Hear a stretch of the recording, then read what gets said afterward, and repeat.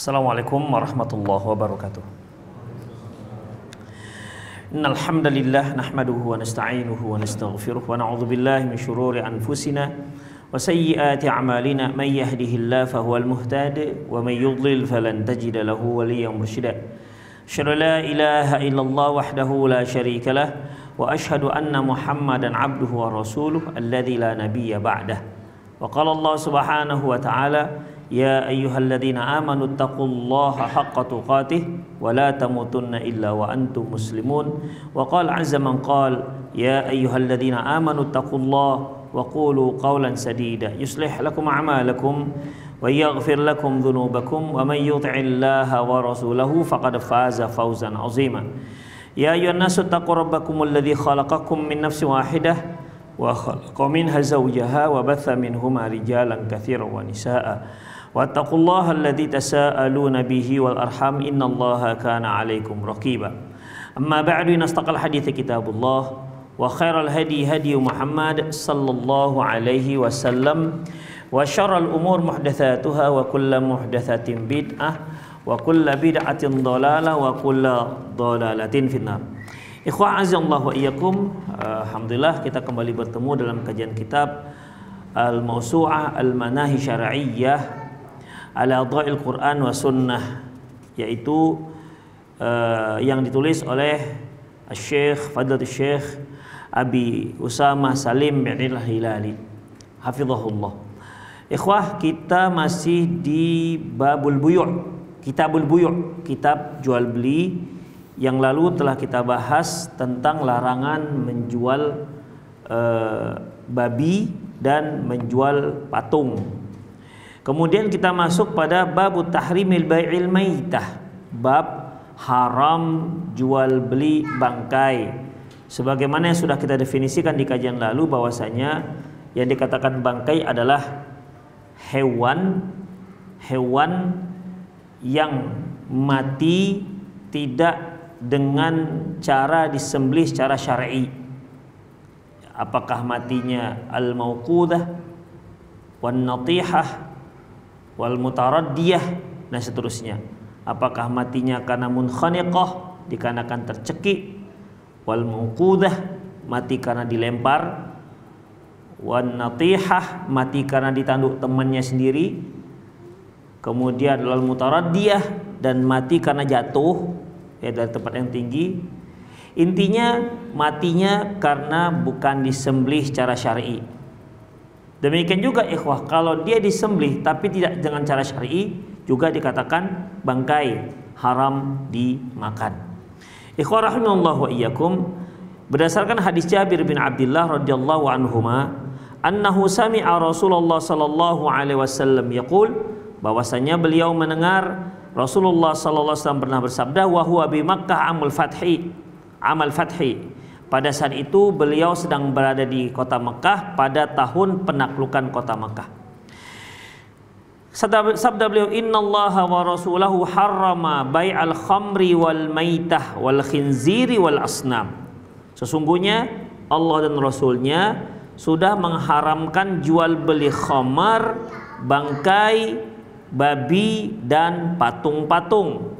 Faqila, lantas ditanyakan kepada beliau, ya Rasulullah, ara'aita syuhumu al-mayyitati, bagaimana menurut Anda apabila lemak yang diambil dari bangkai, hewan bangkai, fa innahu yutla bihas sufun, karena lemak ini bisa diolah dan bisa dijadikan sebagai cat untuk sufun, untuk kapal atau sampan.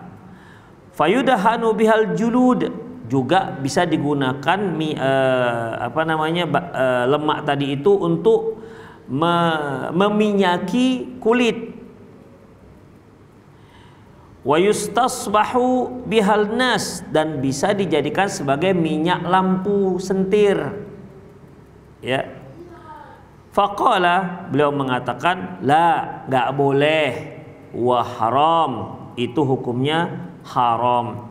Jadi apa yang diharamkan oleh Allah Subhanahu wa taala, seperti hewan yang diharamkan atau bangkai yang diharamkan, berarti jual belinya juga tidak dibolehkan.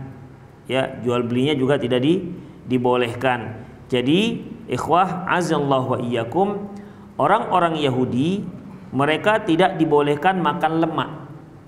Ya, mereka tidak bolehkan makan lemak.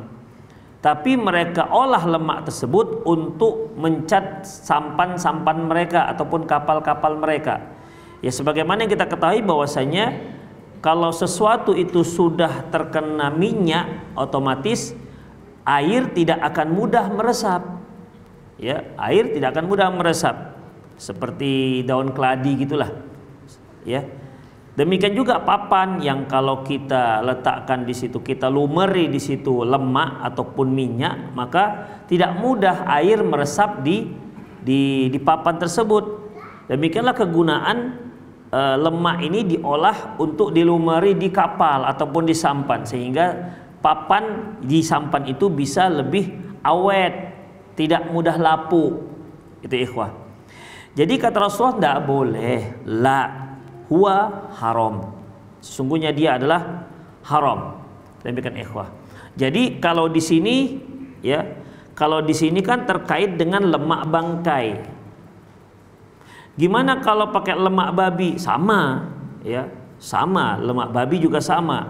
Karena memang bendanya benda yang haram, maka tidak boleh digunakan untuk jual beli seperti ini. Jadi maksudnya dijual setelah diolah, diolah kemudian dijual untuk menjadi cat, fungsi seperti cat begitu ikhwah rahimanallahu wa iyyakum. Kemudian dalam soal An'am ayat 146 Allah Subhanahu wa taala menyebutkan wa 'alal ladzina hadu harramna kulladzi dzufur, dan terhadap orang-orang Yahudi kami haramkan setiap hewan yang memiliki kuku, yang berkuku. Wa minal baqari wal ghanam, demikian juga sapi dan kambing, haramna alaihim syuhumahuma, kami haramkan bagi orang Yahudi makan lemak sapi dan lemak kambing, illa ma hamalat zuhuruhuma, kecuali lemak tersebut ada bercampur dengan daging-daging yang ada di punggung. Kemudian awil hawaya, atau yang di perut, au makhtalata bi'adhamin, ataupun tulang ataupun lemak-lemak yang ada nempel di tulang. Kalau lemak-lemak seperti ini, ya kan ikhwah, seperti setiap daging kan ada yang daging murni, kan ada juga daging yang campur-campur lemak. Ya, kalau istilah steak itu apa? Tenderloin apalah namanya? Apa namanya? Iya, yang banyak lemak campur. Sirloin. Pengalaman. Awak makan bakwan. Demikian ikhwah. Jadi ada daging-daging yang memang bercampur lemak, itu boleh. Tapi kalau lemak murni lemak nggak dibolehkan, ya, dimakan. Jadi bagi orang Yahudi diharamkan lemak-lemak itu. Tapi orang Yahudi ini ikhwah rahimallahu wa iyyakum mengolahnya. Setelah diolah kemudian dijual, sebagaimana hadis yang berikutnya, summa qala Rasulullah sallallahu alaihi wasallam inda dzalik, lantas Rasulullah SAW bersabda, qatalallahu al-yahud, Allah memerangi orang Yahud. Kenapa? Innallaha lamma harrama syuhumaha, ketika Allah Subhanahu wa taala mengharamkan lemaknya, maksudnya lemak lemak sapi dan lemak kambing, ya. Faba'uha, lantas jammaluhu, lemak tersebut mereka olah. Ya, mereka olah, summa ba'uhu, lantas mereka jual, fa'akalu thamanahu, lantas mereka makan hasil jualnya. Itu ikhwah. Itulah kepintaran orang Yahudi ngakal-ngakali apa yang diharamkan oleh Allah Subhanahu wa ta'ala. Makanya Rasulullah katakan qatalallahu yahud, Allah memerangi orang Yahudi karena mereka mengolah sesuatu yang diharamkan, diolah kemudian memang tidak mereka makan, tapi mereka jual. Itu ikhwah. Kemudian wa an Abi Hurairah radhiyallahu anhu, dari Abi Hurairah radhiyallahu anhu, anna Rasulullah sallallahu alaihi wasallam qaal, bahwasanya Rasulullah sallallahu alaihi wasallam bersabda, qatalallahu yahudan, Allah memerangi orang Yahudi, hurrimat alaihimul syuhum, diharamkan kepada mereka lemak, faba'uha, tapi mereka nggak makan, tapi mereka jual itu lemak, fa'akalu athmanaha, lantas mereka makan hasil jualnya. Makanya ikhwah, seperti yang telah kita bahas yang lalu, bahwasanya setiap benda yang haram dimakan, maka haram juga diperjualbelikan. Itu kaedahnya. Kecuali jika ada dalil yang mengecualikannya. Apa kemarin pengecualiannya? Hah? Budak, ya. Budak itu jenis apa? Malaikat, jin, manusia, hewan? Manusia, ya. Dahulu ada nggak budak diperjualbelikan? Ada. Para sahabat ada jual beli budak? Ada nggak? Ada, ikhwah. Memerdekakan budak, menjual budaknya ada. Taib, boleh kan jual beli budak? Boleh makan budak? Hah? Enggak boleh ternyata kan? Kan makan orang. Demikian ikhwah. Loh, ternyata di sini nggak boleh orang dimakan dan dia itu budak. Tapi kenapa boleh diperjualbelikan? Ini yang kita katakan kecuali ada dalil yang mengecualikan. Hukum asalnya setiap yang diharamkan untuk dimakan, maka dijual belikan juga hukumnya haram. Kecuali budak, apalagi? Keledai, ya. Keledai itu haram dimakan. Sabda Nabi SAW, innallaha rasulahu yanhayanikum an luhumil humril ahliyah. Allah dan Rasulullah telah mengharamkan kepada kalian daging keledai. Demikian ikhwah, daging keledai. Bahkan pernah para sahabat sempat memasak keledai. Ketika tahu Rasul suruh untuk menuangkan, menumpahkan masakan tersebut. Demikian ikhwah rahimanallahu wa iyyakum. Jadi dalam masalah ini keledai nggak boleh dimakan, tapi ada nggak diperjualbelikan keledai? Ada sebagai kendaraan, ya, sebagai kendaraan. Oleh karena itu ikhwah, ini disebut pengecualian. Baik. Sepeda motor Honda, sepeda motor lah, boleh nggak antum makan? Hah? Boleh nggak dimakan? Nggak boleh dimakan, karena memang bukan makanan. Kalau yang seperti ini nggak termasuk ikhwah, karena dia bukan makanan, ya. Jadi jangan antum katakan, jadi Ustaz nggak boleh kita jual beli listrik, tiang listrik, kenapa? Nggak boleh kita makan tiang listrik. Ikhwah, tiang listrik itu bukan makanan, ya. Tiang listrik bukan makanan. Jadi ikhwah rahimanallahu wa iyyakum, saya ulangi, kaidah dasar, semua yang diharamkan untuk dimakan maka haram juga dijual belikan. Kotoran ayam untuk pupuk, kotoran kambing itu ada ikhwah, pupuk organik dibuat dari kotoran kambing, dari kencing kambing juga dibuat, ada katanya Allahu alam pestisida dari kencing kambing. Jadi akhirnya banyak sekarang kandang kambing itu menampung kencing kambing dan dijual. Kalau kotorannya udah selesai lah, memang dari dulu lah itu kan. Boleh nggak dijual belikan? Boleh nggak antum minum kencing kambing atau makan kotoran kambing, macam jadi majun gitu, seperti obat kuat apalah namanya, kita nggak tahu. Boba.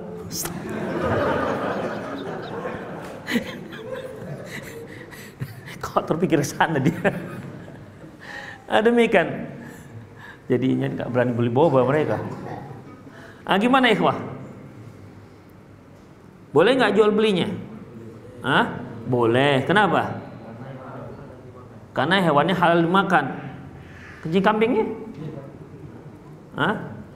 Ikhwah, kotoran hewan yang halal dimakan itu nggak najis. Itu nggak najis. Jadi makan kotorannya itu serah antum kalau mau. Demikian, ya. Kita nggak tahu apa gunanya, mungkin antum pandai ngolah tambah vitamin B, B kompleks segala macam, dia jadi higienis, antum olah dengan sekian derajat Celcius jadi boba macam kawan tadi bilang, demikian ikhwah, ya nggak ada masalah karena dia tidak najis. Demikian ikhwah, seperti Rasulullah SAW menyuruh seorang yang ini ikhwah, yang sakit demam Madinah untuk makan kencing unta. Demikian, tapi katanya kabarnya untanya harus unta perawan, nggak bisa unta janda, nggak bisa jadi obat katanya. Allahu alam kenapa begitu. Tapi itulah ikhwah rahimanallahu wa iyyakum, ya.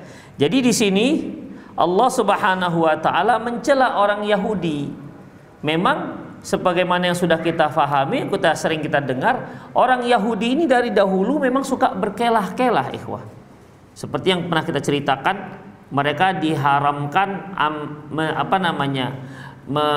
memancing ataupun mengambil ikan di hari Sabtu, karena hari Sabtu itu adalah hari suci bagi mereka, hari Sabtu.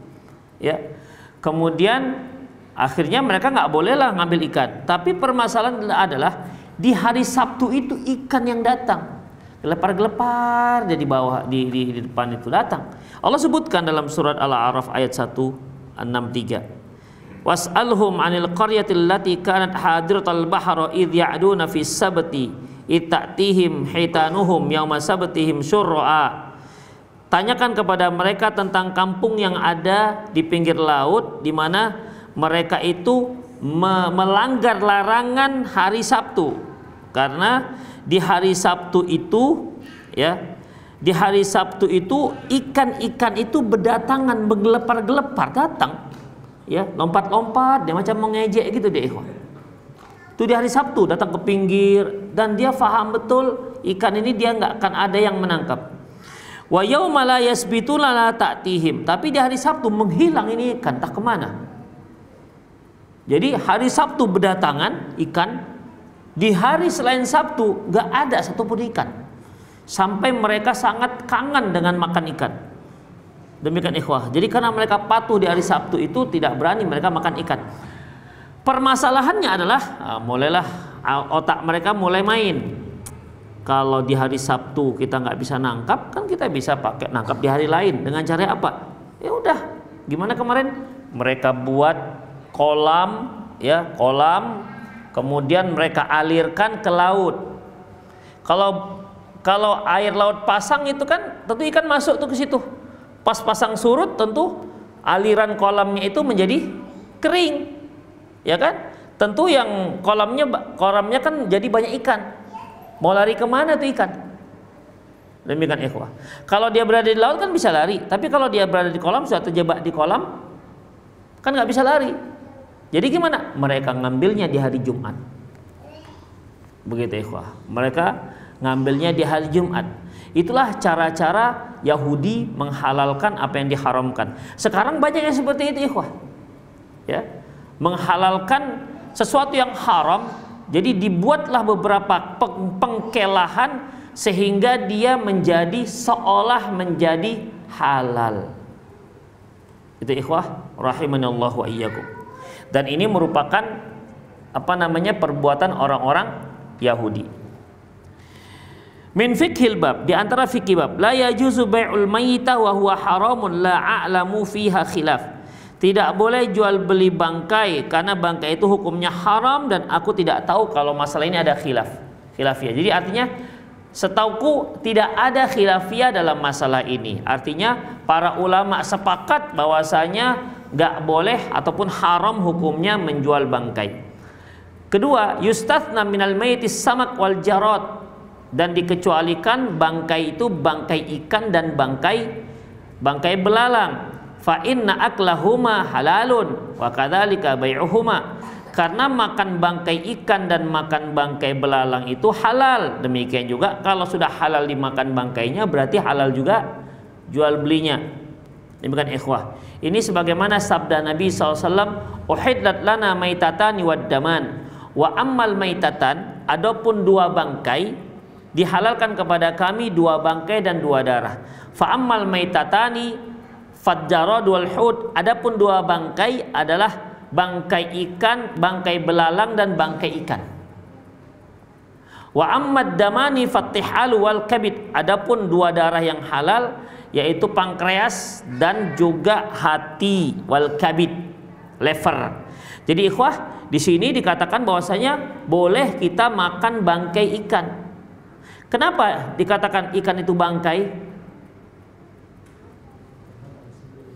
Karena dia mati nggak disembelih. Kalau kita mau makan ikan ya sudah, angkat saja dari airnya, matilah dia. Dia nggak perlu disembelih. Dan alhamdulillah kita makan ikan nggak perlu disembelih. Sedangkan makan ikan lele saja yang susah matinya, kita repot juga kan dibuatnya. Dia lama hidupnya, terpaksa mama itu nokoin kepalanya kan. Itu ikhwah. Ya, jadi alhamdulillah. Artinya kalau kita lihat ada ikan mati di laut, ambil aja. Selama dia belum busuk, masih boleh untuk dimakan, makan, gak ada masalah. Sebagaimana para sahabat ketika pulang dari perang, mereka mendapati ada ikan paus, ikhwah. Ikan paus terdampar, udah mati. Akhirnya mereka ambil. Waktu itu pasukan itu dalam keadaan lapar. Jadi ini seperti ada rezeki dari laut. Jadi mereka potonglah, akhirnya mereka masak dan berlebih. Dan tulangnya itu kalau mereka berdirikan, mereka bisa lewat dari bawah tulangnya. Tulang ikan paus itu. Demikian ikhwah. Dan itu kan mati, kan paus mati. Kalau hidup bagaimana mereka makannya? Itu ikhwah. Jadi boleh makan, antum boleh makan ikan mati. Kalau belum dimasak, boleh nggak? Ya terserah ikhwah. Mau dimasak, mau nggak dimasak, makan hidup-hidup. Gimana? Boleh nggak? Ya terserah antum. Mau gimana pun antum berkreasi makannya terserah. Boleh, ikhwah. Ya, karena ikan itu termasuk bangkai yang boleh dimakan. Alhamdulillah. Kalau seandainya Allah menyuruh kita untuk menyembelih ikan, kalau mau makan ikan, oke lah kalau ikan kakap besar-besar. Ketika kita makan ikan kecil, ikan kecepe itu gimana? Kita mau makan ikan udang kecepe itu kan terpaksa kan, bismillah. Segini aja mungkin satu hari kita mau menyelesaikan. Demikian, alhamdulillah diangkat saja dari air, matilah dia siap goreng. Demikian ikhwah, rahimanallahu wa iyyakum. Itulah dia kalau ikan, yaitu hewan yang hidup di air, yang hanya bisa hidup, yang hidupnya di air, kehidupannya di air. Itu disebut dengan ikan hut. Hut ini ditujukan pada ikan besar, ya. Hut ditujukan pada ikan besar. Bangkai ikan ini boleh dimakan. Demikian juga belalang. Boleh makan ikan, boleh makan belalang. Ya. Belalang mati boleh. Demikian ikhwah. Ada yang di antara antum yang pernah makan belalang? Dia ada khusus katanya belalang itu, agak gede belalangnya. Tapi kalau antum mau makan semua belalang silakan. Ada belalang kadung yang belalang kadung, ada belalang daun. Demikian ikhwah. Ada juga kalau di tempat-tempat di batu-batu pegunungan yang banyak batunya itu belalang kecil-kecil segini, di warna coklat. Nah, itu banyak. Demikian ikhwah. Katanya enak dimakan. Ada yang pernah makan? Ada. Apa rasanya, Pak? Udang. Ya, saya alhamdulillah kan masih ada udang di Kampung Lalang, saya nggak mau makan belalang. Tapi intinya halal. Halal. Bapak apain dulu kemarin? Goreng. Oh, digongseng. Mengkuning juga dia macam udang. Warna hijau, coklat. Oh. Jadi kakinya berduri-duri itu macam kepuyuk. Oh, yang kaki dibuang tinggal badannya aja. Sayapnya buang juga. Oh, ya pengalaman betul ya. Coba antum cobalah, sekali coba. Ya, pengalaman. Nanti udah antum makan, ceritakan ke saya nanti. Misalnya ada kreasi di sambal, taruh ikan, taruh cabai rawit, gimana rasanya, begitu. Pakai bawang bombay, gimana pula? Atau basnol buat gimana menu belalang. Demikian ikhwah, rahimanallahu wa iyyakum. Itulah dia. Jadi intinya boleh makan belalang. Tapi karena kita memang tidak terbiasa makan belalang. Saya pernah dengan kawan-kawan orang Arab ini, mereka tangkapin tuh belalang. Karena di gunung-gunung yang banyak batu-batunya banyak belalang, ditangkapin mereka, masukkan ke kaleng. Ke kaleng, udah ditaruhnya di atas api. Dimakannya macam makan kerupuk gitu. Demikian. Kita karena nggak terbiasa dan nggak mau juga membiasakan diri, ya. ya agak aneh aja orang melihat makan belalang. Demikian. Saya pernah lihat sekali orang makan sekali aja. Itu orang Arab ya, sebelumnya waktu kecil makan belalang apa yang hijau yang besar. Nah itu katanya enak, katanya macam udang. Itulah dia ikhwah. Jadi kalau antum ingin makan udang nggak punya duit, cari belalang. Insya Allah sama rasanya. Ya kan Pak? Rekomendasi ya. Iya. Tuh. Demikian. Karena bangkai ikan dan bangkai belalang itu halal dimakan, berarti juga boleh jual beli bangkai ini. Jadi nggak masalah karena dia halal. Nomor 3, la yajuzu intifa'u bisyahmil mait wala wadqiha wala wadquha. Tidak boleh mengolah lemak bangkai, dan juga tidak boleh memanfaatkan lemak bangkai, dan juga tidak boleh memanfaatkan minyaknya. Jadi kalau ada minyak, ya minyaknya itu digunakan untuk si goreng, bisa digunakan untuk luluran. Ikhwah, antum tahu dumbu di ayam, tempat tumbuh ekor ayam itu kan macam kubah gitu, ya kan, macam kubah dia begitu kan. Demikian ini ikhwah, ya ini biasa dibuang orang, dibuang. Jadi kita waktu sekolah dulu di sana, yang ekornya ini kan dibuang tuh, kita beli, diambil ekornya, tinggallah macam kubah begitu. Dan ekornya ini, ekor tempat tumbuh ayam ini, di ekor tempat tumbuh bulu itu kalau kita gongseng, keluarlah minyaknya. Minyaknya ini untuk masak nasi goreng, Allahu Akbar. Cun kali ya? Cun kali, bukan cun ya? Cun ya, cun kali ikhwah. Iya. Enak ikhwah, karena ini minyak. Permasalahannya kan misalnya gimana kalau diambil dari ayam-ayam mati itu. Demikian. Kalau kita gini ikhwah, kita masak daging. Taruhkan aja bawang, kita tutup, itu nanti keluar airnya. Walaupun tidak kita taruhkan air. Pernah antum masak? Udahlah, kalau nggak pernah. Jadi biar. Jadi ikhwah, jadi itu akan ada lemaknya. Jadi bisa bangkai-bangkai itu kalau kita ungkep, keluar lemaknya, keluar minyaknya. Babi diungkep, keluar lemaknya. Jadi nggak boleh antum gunakan untuk melembutkan kaki, tangan, wajah, nggak boleh, ya, nggak boleh dimanfaatkan, nggak boleh dimanfaatkan. Tapi kan nggak dimakan lemaknya, nggak boleh, karena itu haram. Jadi tidak boleh memanfaatkan lemak bangkai dan juga minyaknya, ya, tidak boleh minyak, walaupun dia bukan untuk dimakan. Misalnya untuk skincare, ibu-ibu kalau pakai lemak babi itu misalnya semakin glowing pipinya misalnya, ya seperti pipinya babi itu kan glowing sedikit. Demikian, ya, bisa menumbuhkan zat-zat kolagen sehingga membuat anti aging. Mak-mak ini jadi nggak tua kali nampaknya gitu. Kalaupun betul bisa, maka nggak dibolehkan, ya, tidak boleh dimanfaatkan. Jadi bagaimana? Dibuang, dijual nggak boleh, dimanfaatkan nggak boleh, jadi dibuang yang boleh. Kemudian ikhwah, wala yajuzu intifa'u minal maiti illa jilduha idza dubigha, dan juga tidak boleh memanfaatkan mayat bangkai kecuali kulitnya, idza dubigha, jika dia disamak. Disamak di sini bukan dia yang sebagaimana sabda Nabi SAW, idza walagal qalbu fi ina'i ahadikum falyaghsilu sab'a marrat ulahunna biturab. Apabila bejana kalian digigit, dijilat oleh anjing, maka bersihkanlah dia 7 kali, cucilah dia 7 kali, salah satu dengan tanah. Ini yang bisa kita sebut dengan disamak. Tapi yang dimaksud dengan disamak, menyamak kulit, bukan itu. Yang dimaksud dengan menyamak kulit dalam bahasa Indonesia yaitu mengolah kulit supaya kulit itu bisa awet. Karena kalau baru kita kuliti hewan, kita biarkan dia busuk dan bisa bau.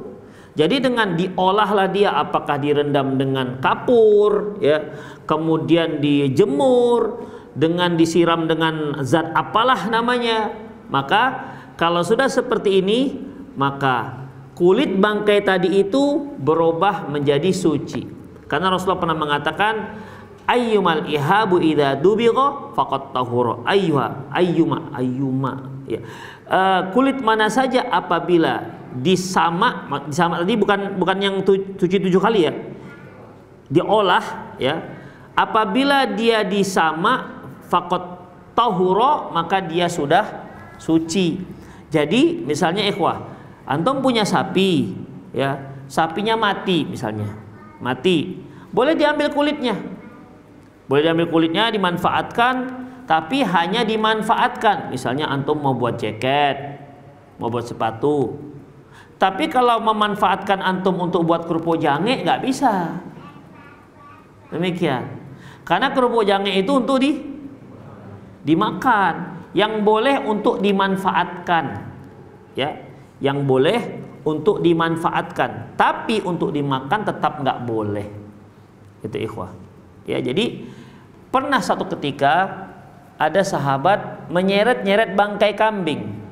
Beliau katakan, hal intafa'tum ihabaha, kenapa nggak kalian manfaatkan kulitnya? Ya Rasulullah, kata mereka, ya Rasulullah, innaha maitah. Ya Rasulullah, loh ini kan bangkai, masa dimanfaatkan? Jadi jelaskan sahabat pada dasarnya tahu bahwasanya nggak boleh memanfaatkan apapun dari bangkai. Lantas beliau katakan, al-ihab idza dubigha faqad tahura. Yang namanya kulit, apabila dia disamak, maka dia bisa menjadi suci. Artinya boleh digunakan.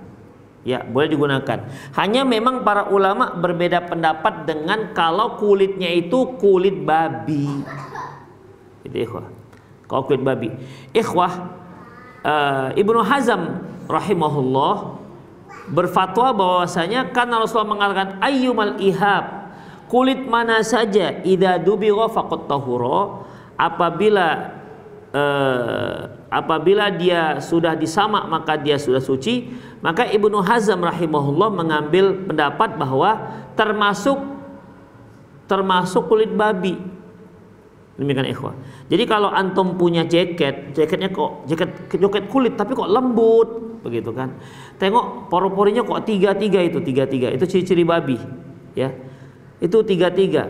Kalau mazhab Ibnu Hazm itu masih boleh karena dia sudah suci. Tapi umumnya mazhab jumhur mengatakan tidak. Karena apa? Karena babi itu najis. Babi, anjing itu najis besar. Najis. Makanya diolah apapun tidak bisa menjadi suci. Itu ikhwah. Rahimanallahu wa iyyakum. Itulah dia. Jadi dalam masalah ini ya memang ada khilafiyah di kalangan pendapat para ulama tentang kulit kulit babi ya, apakah jika disamak dia sudah bisa menjadi suci. Nah, sekarang ikhwah rahimanallahu wa iyyakum, kulit bangkai tadi, kemudian diambillah seperti sapi, mati sapinya 3 misalnya, diambillah kulitnya, diambil kulitnya, kemudian disamak, jadilah dia kulit yang bisa digunakan, apa buat beduk, apakah mau buat jaket ataukah buat sepatu, kan banyak yang bisa dibuat, buat tali pinggang, buat tas. Permasalahannya adalah muncul lagi, terus ini kulit sudah bersih, sudah tinggal pakai, boleh nggak dijual?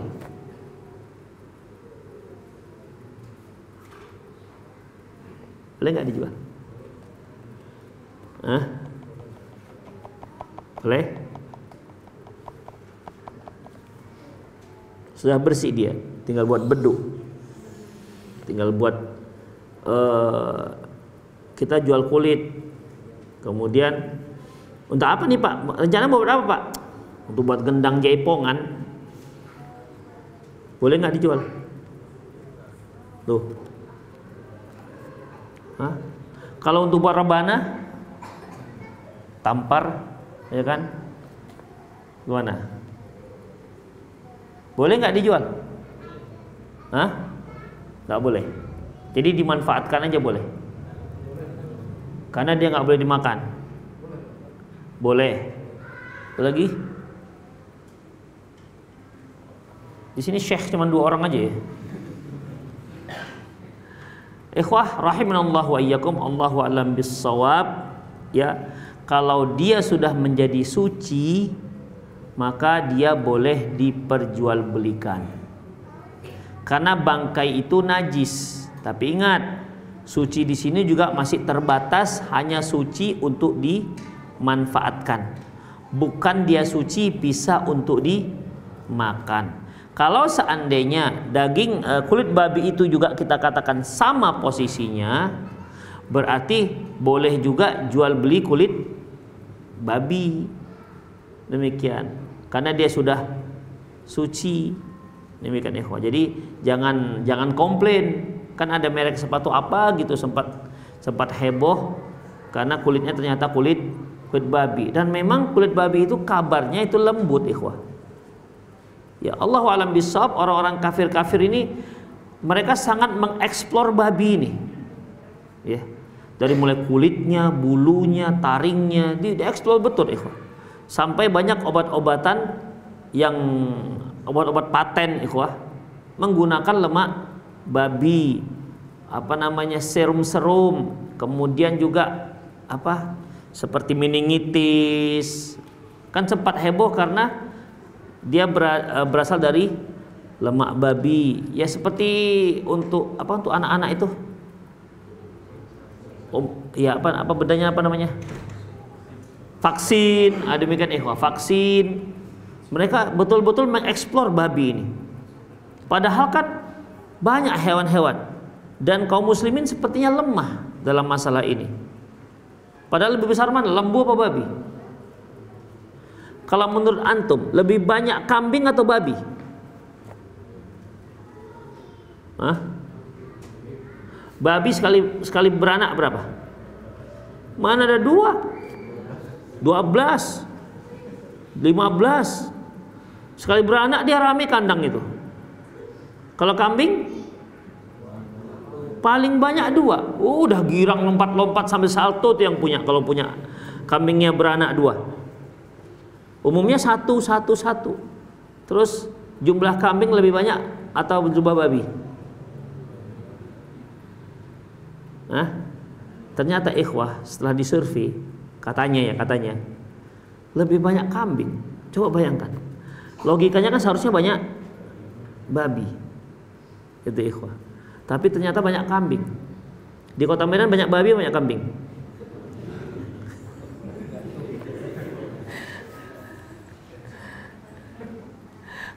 Jadi begitulah ikhwah rahimanallah wa iyyakum ya. Untuk memanfaatkan kulit boleh ya kalau dia tuh disamak, diolah. Fa innahu idza dubigha tahura, karena kulit itu apabila disamak, apabila diolah dia bisa menjadi suci. Qala al-Baghawi fi tahrimil bai'il khamri wal maitati dalilun ala tahrimil a'yanin najasah. Berkata Imam Baghawi, diharamkannya jual beli khamar dan bangkai itu merupakan bukti haramnya a'yanun najasah, haramnya ain, zat yang disebut dengan haramnya a'yanun najasah, haramnya benda yang disebut dengan najis. Karena bangkai itu najis, ya, bangkai najis. Jadi karena bangkai itu najis maka hukumnya haram. Wa in kana muntafi'an biha fi ahwali darurah, walaupun terkadang bisa digunakan bangkai-bangkai itu untuk bermanfaat dalam kondisi-kondisi darurat seperti kasarkin wa nahwi, seperti membuat pupuk. Kan ada orang beli beli sepsi tank misalnya. Ya, isi sepsi tank ada yang nyedot.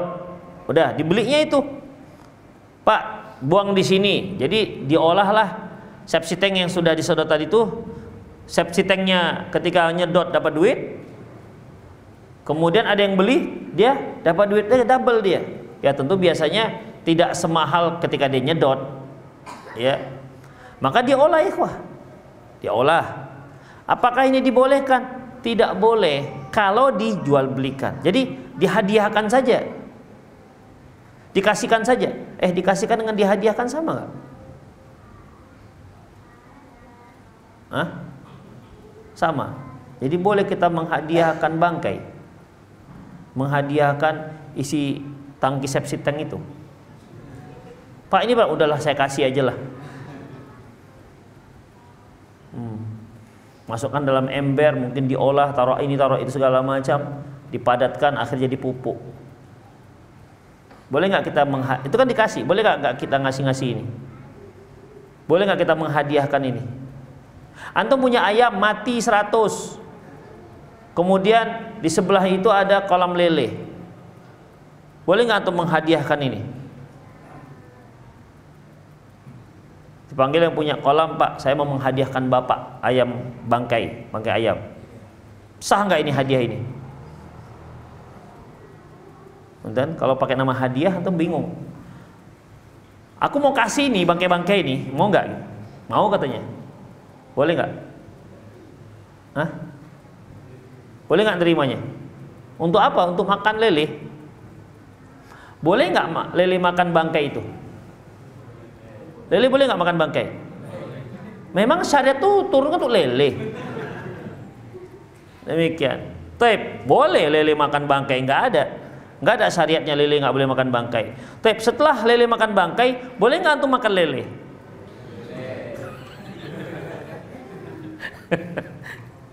Kita nggak boleh langsung makan bangkai. Tapi setelah melalui lele,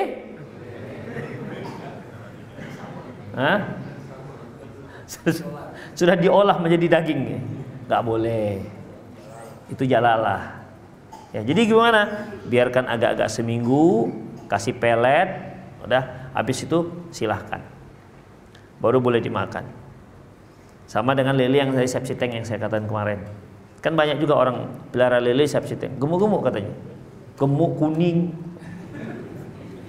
Itu dia. Katanya lemak katanya. Bagi orang yang nggak tahu itu dari septic tank, lemak katanya. Jadi dari kita, oleh kita, untuk kita. Itu ikhwah. Nggak boleh dimakan tuh lele, kecuali kalau diisolasi dulu, isolasi mandiri.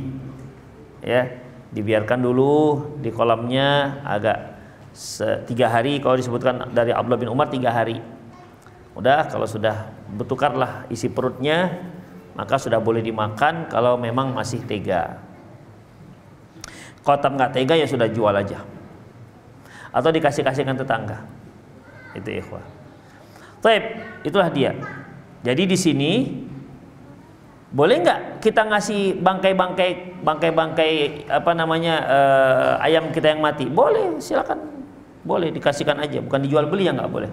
Pokoknya dikasihkan aja, boleh. Kalau dihadiahkan, kasihkan itu kan hadiah. Dikasihkan itu artinya dia hadiah-hadiahkan. Demikian ikhwah. Kalau gini, ini saya kasih hadiah, ini ada sekitar 500 bangkai ini, nggak berhasil kita, mati ayam kita. Dah, ini saya kasih aja, tapi nanti hasil setengah untuk saya ya, 1/4 untuk saya. Lelenya boleh nggak saya untuk, nanti saya kasih lah, nanti pas panen lelenya agak 10 kilo. Nah, gimana? Nggak boleh, itu transaksi jual beli sudah. Hanya barter, bangkai dengan lele. Barter itu kan jual beli, ikhwah. Ya, jadi jangan berkelah-kelah. Kalau berkelah-kelah itu orang Yahudi jadinya. Demikian, ikhwah. Ini nggak jual beli, ini tukar guling katanya. Bangkai ayam diguling-gulingkan dengan lele, nggak boleh. Kemudian wa amma ba'dud fihi dalilun ala anna bai'al jid al-maita qabla dibagh la yajuz li najasatin aini. Ini menunjukkan bahwasanya menjual kulit bangkai yang belum diolah itu enggak boleh li najasati aini, karena memang bangkai itu najis ain.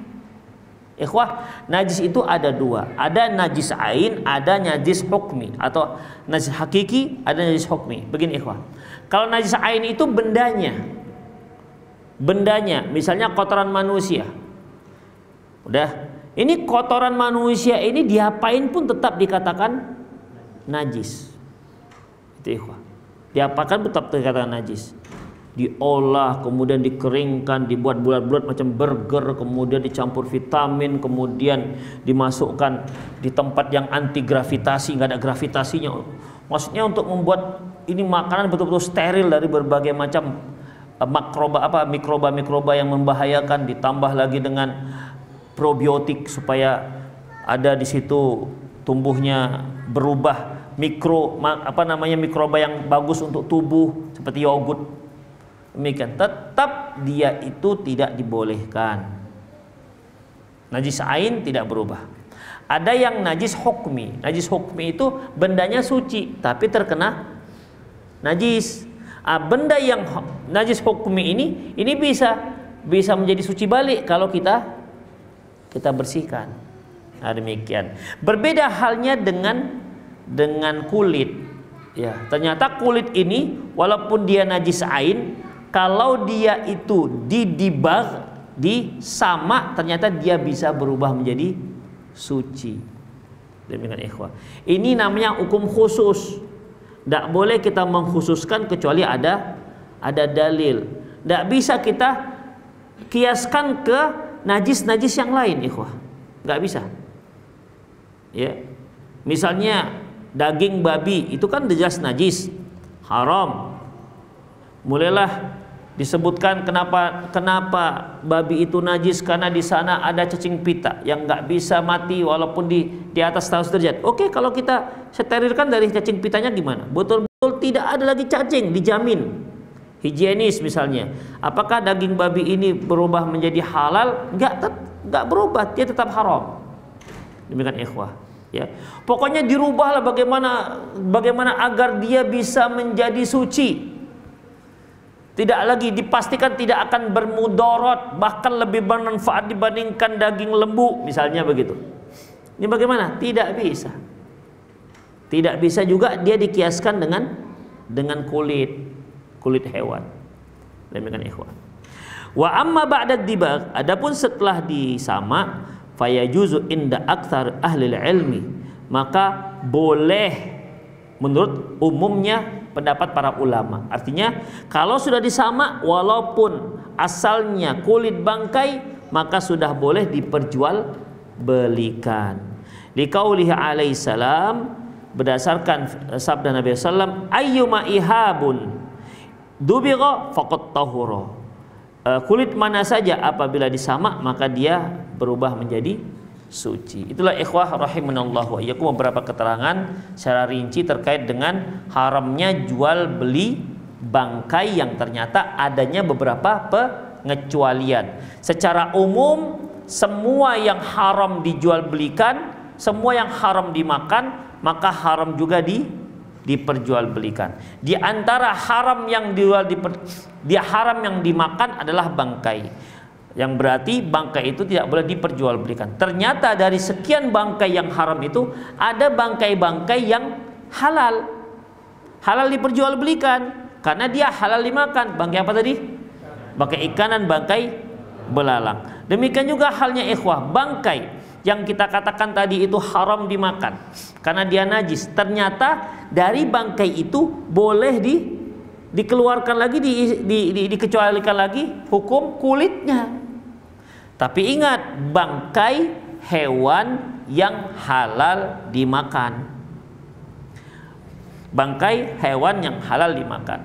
Karena dia sudah suci setelah disamak, maka berarti juga boleh diperjualbelikan. Hanya saja tetap tidak boleh untuk dimakan. Dia hanya boleh dimanfaatkan. Allahu a'lam bissawab. Taib, itu saja. Ada yang mau bertanya? Dipersilakan. Ya. Misalkan bangkai ini tadi kita hadiahkan ke peternak lele. Tapi begitu si peternak lele tadi panen, dia kasih hasil panennya itu sebagai imbalan untuk kita, Ustaz. Dan itu bisa jadi berkelanjutan. Ikhwah, kalau di sana ada akad, maka nggak dibolehkan. Sama seperti kalau kita berhutang.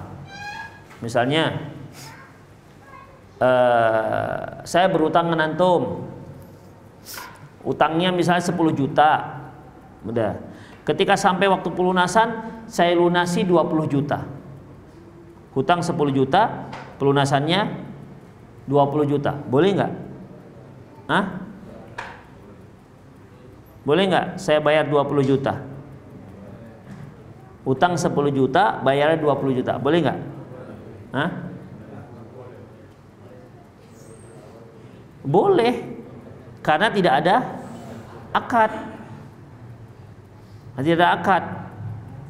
Paling antum nanya apa lagi nanti setelah saya kasih 20 juta? Ya itu dia, kapan ngutang lagi? Demikian. Tapi di sini tidak ada akad. Tapi kalau ada akad, oke, saya kasih 10 juta tapi nanti pulangnya 15 juta. Barulah di situ riba. Sama dengan yang tadi itu. Kalau tidak ada akad, ya nggak apa-apa. Artinya antara pemberian bangkai ke peternak ikan lele itu putus, sudah sampai situ aja.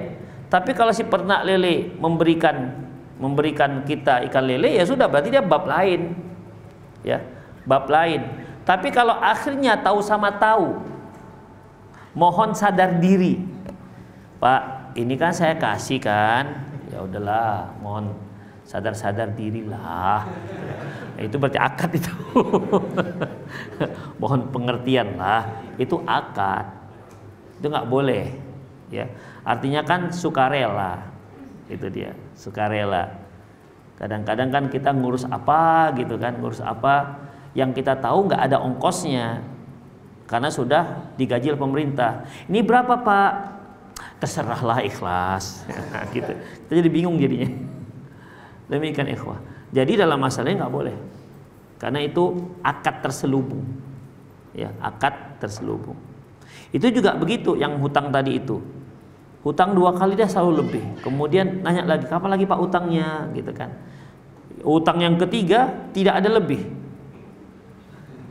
Agak lain hari ini Pak. Dia terselubung, hati-hati, ya. Jadi terselubung dia berharap dengan yang lebih. Demikian. Allahu a'lam bishawab. Lagi?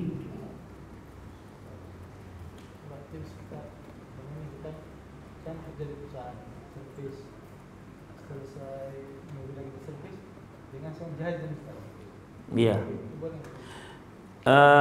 Adapun tips ikhwah, tips itu tidak dibolehkan apabila kita sudah digaji. Tidak harus perusahaan. Misalnya kita bekerja di bengkel, bengkel sudah menggaji kita. Bengkel menggaji kita bukan per order, bukan per item yang kita perbaiki, tetapi misalnya per bulan, atau kita itu diberi persentasi. Misalnya kita memperbaiki mobil dengan alat-alat semua, diberilah kita potong alat-alat bersihnya, nanti kita bagi 2 misalnya. Yang satu yang untuk owner, investornya ataupun pemodalnya, yang satu lagi kita sebagai mekaniknya. Nah, itu kan sudah jelas. Terus tiba-tiba kita diberi, karena si pemilik mobil ini puas dengan pelayanan kita diberi, dikantongi kita. Ini Pak ya, jangan Pak, jangan, tapi dalam tuh. Demikian itu. Itu boleh apa enggak? Jawabannya enggak boleh. Karena kita sudah punya akad. Segala yang sumber dari servis itu, ya, maka itu dibagi sesuai dengan kriteria ataupun dengan kesepakatan yang berlaku. Demikian ikhwah. Ya kalau dia tidak buka bengkel, dikasih duit dia? Kan enggak. Kecuali dia beda bengkel. Dia di luar sana dia buka sendiri, di rumahnya misalnya, dia di rumah buka sendiri misalnya, ya. Di bengkel dia buka, di rumah dia buka. Misalnya, bengkel dari jam 8 sampai jam 5, di rumah dia buka dari jam 5 sampai jam 1 malam. Sampai begitu. Jadi bagaimana? Ya, ketika dia berada di rumahnya silakan diterima, karena emang itu punya dia. Tapi ketika dia di bengkel nggak boleh, karena dia punya kerjasama dengan yang lain. Kira-kira kalau antum sebagai owner yang ada persentase dari keuntungan dari setiap mobil, setiap unit mobil, sepeda motor misalnya. Kemudian antum tahu si mekanik ini diberi oleh si pemilik mobil. Kira-kira gimana antum? Enak. Ih, bagus sekali Bapak nih. Kasih aja Pak banyak-banyak mekanik saya nih Pak. Kasih aja banyak-banyak biar aku pecat semua. Kita juga nggak enak. Kenapa? Karena dia memberikan dari bukan hanya mekaniknya. Dikarenakan bengkel kan kita yang beli, kenyamanan semua fasilitas kan kita yang buat. Demikian ikhwah. Jadi nggak boleh, jangan terima. Kalaupun terima, masukkan ke kantor. Itu ikhwah. Ya, misalnya servis mobil 1,5 juta, kita dikasih 5 juta. Udah. Jadi kita masukkanlah ke bendahara, Pak. Ini hasil servis mobil tadi ini 1,5 juta. 3 juta ini saya dikasih karena mereka puas dengan servis saya dikasih. Kira-kira apa kata yang owner? Pasti akan masalah, ikhwah. Ya, pasti akan masalah. Jadi nggak boleh terima. Kalau terima, kasih. Ini tipsnya dikasih. Udah, nanti bisa dibagi sesuai dengan kriterianya. Jadi nggak boleh. Itu, ikhwah. Apalagi kalau memang inilah pelanggan, langganan. Kira-kira mekanik ini ketika dia selalu dikasih lebih banyak melayani yang ngasih tips apa yang enggak? Yang ngasih tip, yang sudah datang duluan nggak diacukan. Dia akan memberi yang akan lebih melayani yang sering memberi lebih. Sama dengan porter-porter kalau di bandara gitu kan. Kalau kita punya langganan, kalau kita kan biasa emang ada orang itu yang memang dia nggak mau, dia dorong-sorong nggak mau, tetap porter gitu kan. Dikasih 50, dikasih 100. Dan porter-porter itu porter namanya kan? Porter apa pakai porter?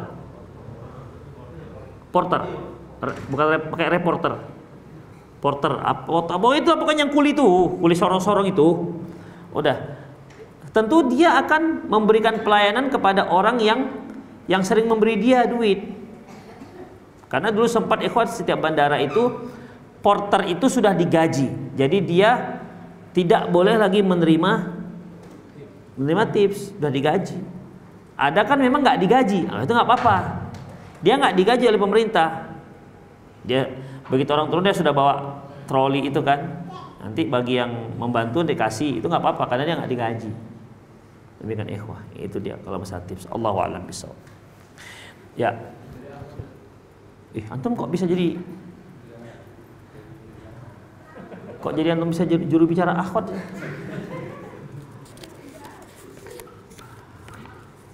Ustadz, gimana hukumnya ternak jangkrik dan lalu diperjualbelikan? Apakah hal tersebut boleh, Ustadz?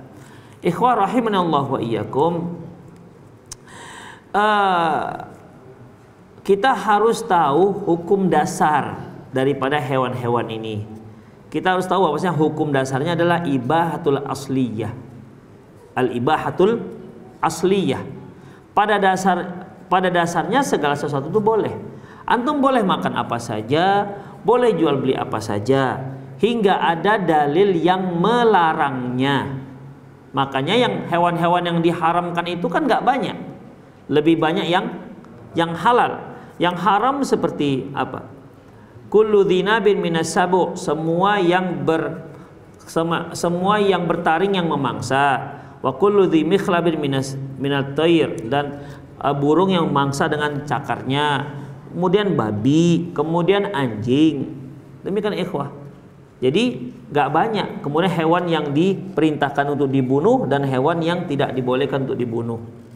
Itu gak boleh dimakan. Selebihnya boleh. Nah sekarang, apakah jangkrik itu memiliki taring? Enggak. Memiliki cakar? Enggak. Apakah jangkrik itu memang hewan yang memang diperintahkan untuk dibunuh? Enggak juga. Dilarang dibunuh juga enggak.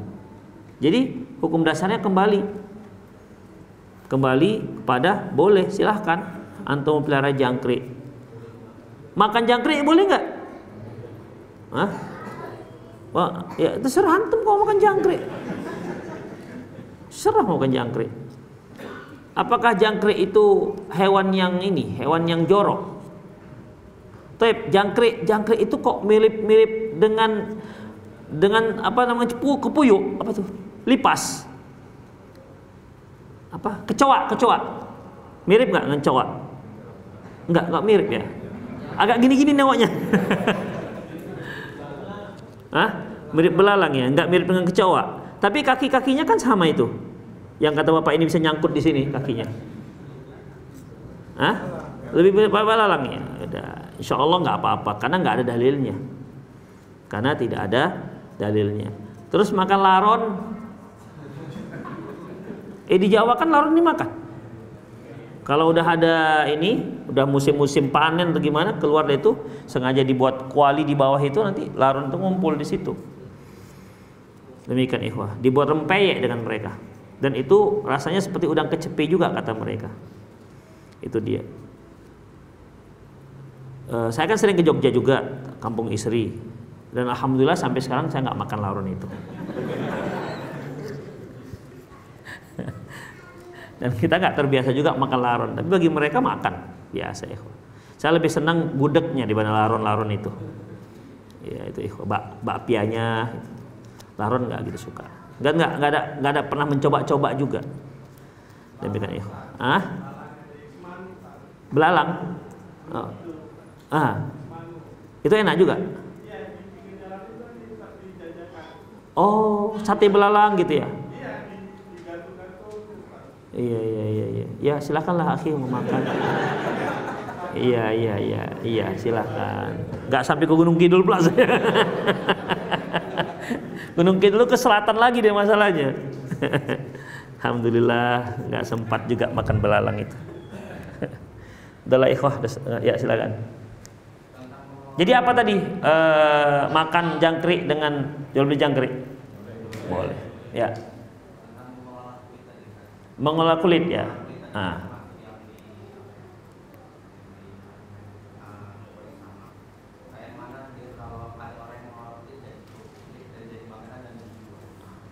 Tadi setelah kita katakan kalau kulit yang kita permasalahkan ini kulit dari hewan bangkai, ya seperti sapi mati begitu, ya keracunan, kulitnya kita ambil. Kulitnya ini kalau kita sama, kita olah, maka boleh digunakan, boleh dimanfaatkan. Tadilah kita katakan, saya tanyakan tadi, boleh nggak kita buat kerupuk jange? Nggak boleh, karena itu untuk dimakan. Untuk dimakan nggak boleh, tapi untuk dimanfaatkan masih boleh. Ya. Lagi? Ya. Apa? Perihal tips tadi. Jadi kalau sistemnya kita nggak diganti, misalnya kayak sewa gitu, sewa mobil gitu kan, angkat barang. Setelah selesai angkat barangnya, dia ngasih tip gitu kan. Kita nyewa mobil per hari. Kita nyewa mobil per hari. Nggak apa-apa. Nyewa per trip apa per hari? Per trip lah. Misalnya ngangkat barang ini, trip nih, saya itu kita selesai, dia merasa puas gitu kan. Dia ngasih lagi tambahan lagi. Itu mobil siapa? Anak. Mobil sendiri, apa-apa. Antum begitu ada yang mau ibu-ibu misalnya, janda pula gitu kan, mau pindah misalnya, udah, terus antum dikasih tips, bang, masya Allah, jazakumullah khairan, barakallahu fiik gitu kan, ngasih tips. Abang udah nikah bang? Belum. Udah sekalian aja lah bang. Boleh silakan ngomong. Yang perusahaan sendiri, gak ada masalah, perusahaan sendiri kan. Gak ada, kita nggak makan gaji, silakan nggak apa. Boleh gitu. Ini pucuk dicinta ulang pun tiba. Maksudnya kita buat agak ekstrem begitu apanya. Contohnya biar dia ingat kali, biar nggak lupa hukumnya itu. Kalau nggak nanti nanya-nanya lagi dia. Yalah ikhwah sudah setengah. Ya ada lagi rupanya. Kalau kita pergi rombongan, terus kita ada makan di rombongan, terus dia ada rombongan. Kita ngetraktir tapi nggak punya duit, ya bagus sekali ya.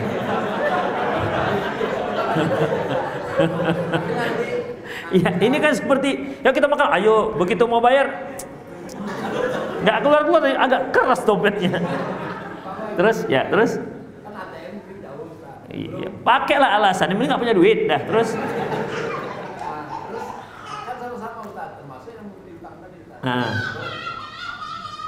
Ya nggak apa-apa itu, karena kita kan apa namanya, kita kan sebenarnya mau mentraktir, tapi masya Allah entah apa karena sengaja nggak sengaja ternyata ketinggalan duit. Saya kira kalau ada orang yang mentraktir sementara di kantong nggak punya duit, dia lakukan itu. Misalnya ini ada orang mentraktir, kemudian dia tahu dia nggak punya duit. Saya kira orang ini perlu diruqyah kan? Ya, tapi kan nggak sengaja ini, nggak sengaja. Ya kan? Sengaja Ustaz. Dia suka rombongan. Kan gitu Ustaz ya. Waktu itu kan belum ada Ya. Ya, ATM masih jauh. Tapi dia kan ada duit. Hmm. Pinjam dulu duit ya. Nah, terus makan kan Ustaz. Dia juga menikmati makan juga gitu Ustaz. Dia ada lebih untung ya, ada untungnya. Ada untungnya dia. Dianya nggak boleh. Maksudnya dianya ada untung berarti dia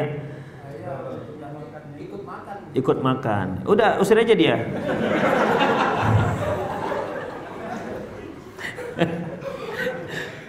Dia diusir, uangnya pun dibawanya, nggak makan kalian. Allahu a'lam bishawab. Di situ ikhwah apakah ini termasuk keuntungan? Ya, karena kan memang dari awal tidak ada niatnya untuk itu. Ini saya kasih ya, tapi kan saya traktir kan, makan kan nggak begitu kan akadnya. Kan nggak begitu akadnya. Dia mau traktir makanan, nggak bawa duit, tapi nanti dibayar. Pakai duitmu dulu ya, kan gitu. Kan ceritanya bukan cerita utang dulu baru traktir. Kan traktir dulu baru cerita utang kan.